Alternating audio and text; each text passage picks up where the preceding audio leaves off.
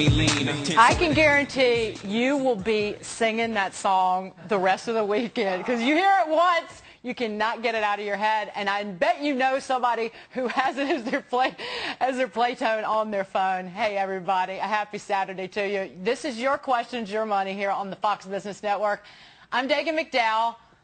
That's Jonas Max Ferris, my sidekick, riding shotgun today. Sidekicking it, riding dirty. In this hour, we're talking business, your own, starting one or growing one, making it an incredible success. So please call us, 877-249-9626, or send us an email, yourmoney@foxbusiness.com.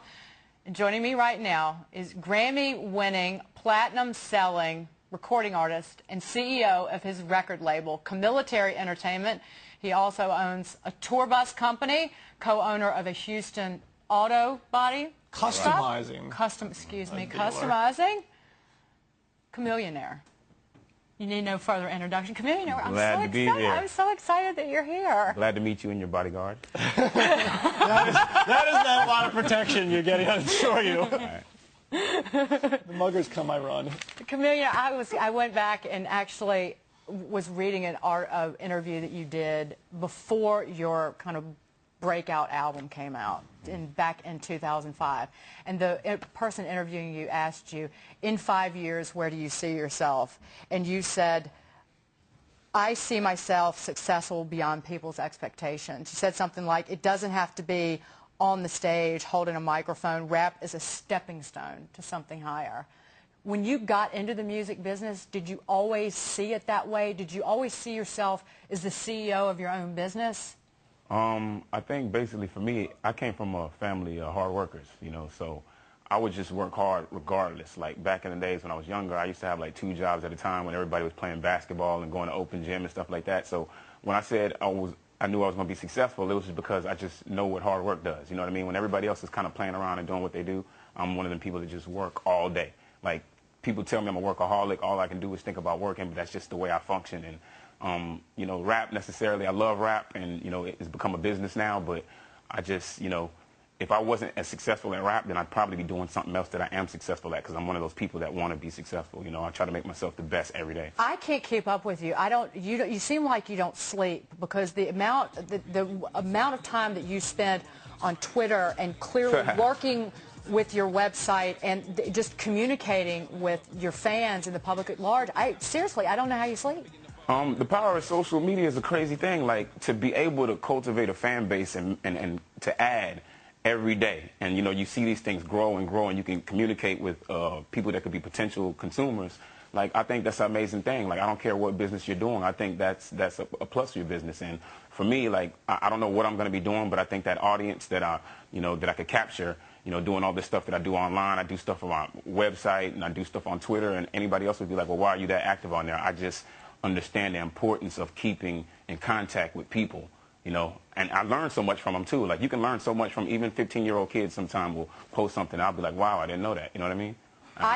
You took my breath away, because you actually posted your phone number on Twitter, right? Is that a real number? Yeah. What is that? Yeah. Well, I actually work with this company called SayNow.com, and SayNow actually gives lines to like artists, or not just artists, but anybody, where a fan can call and I can actually turn it on, and they can call me and we can have full conversations, and some of the fans can wait online, like wait in a chat room, and they can wait for me to actually pick up their call. So I'll, you know, might say I'm going live in an hour, and then I'll talk for an hour to fans, and I'll keep on just talking to them, and, you know, you learn a lot from a lot of these fans. Really. How did it start? Was with mixtapes on the street, just selling CDs that you made? Is that really how you got going? When I first Mixtape Messiah, we should say. Mixtape Messiah. That's right. I'm no longer the Mixtape Messiah. I retired from mixtape. Retired. The last edition of your Mixtape Messiah music came out this month, right? Yeah, I actually released a Mixtape Messiah 7, my last final Mixtape Messiah. For is that like a Jay-Z last, where then there's more? No, it's a real thing. People say that all the time, but no, it's a real thing. But the reason why is because I've been doing the mixtapes for like a decade strong. You know what I mean? I came in the game in like 1998.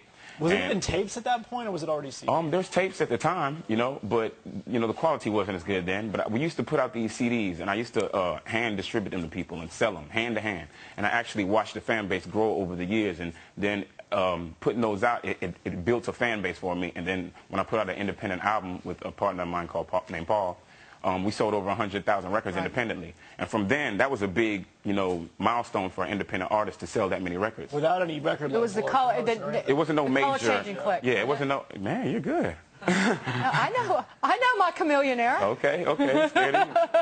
Well, I just actually saw the fan base grow from selling 100,000 records independently, and then later on getting signed to a major label and selling platinum records. I think the groundwork that I did in the beginning was what actually got me to where I'm at right now. It's just hard work. We got to take a break. Take a breath, because it's 6 minutes past the hour, and I just want to welcome our listeners on Sirius and XM Radio. I'm Dagan McDowell, along with Your Questions, Your Money, here on the Fox Business Network.